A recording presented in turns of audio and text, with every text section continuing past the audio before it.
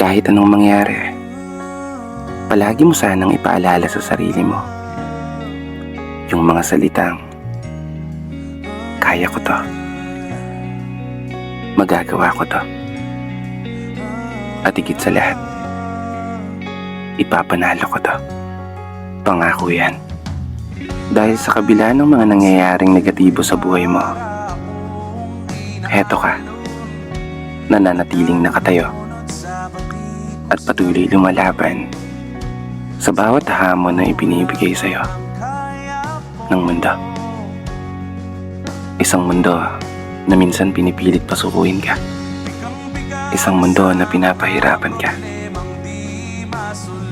Pinapaluha ang mga mata at pinapahina ang mga paa. Isang mundo na laging nagpapamulat sa'yo kung gaano kahirap mabuhay sa mundong to. Isang mundo na bawal kang magkamali, pero laging natatalo. Bawal kang uminto, pero di naman umuubra yung mga plano. Pwede kang masaktan, pero bawal kang magreklamo. Kasi ito yung buhay na pinili mo. Isang buhay na gusto mong ipanalo balang araw. Hindi man madali, pero palagi mo pa rin tinatanaw yung lugar na gusto mong puntahan.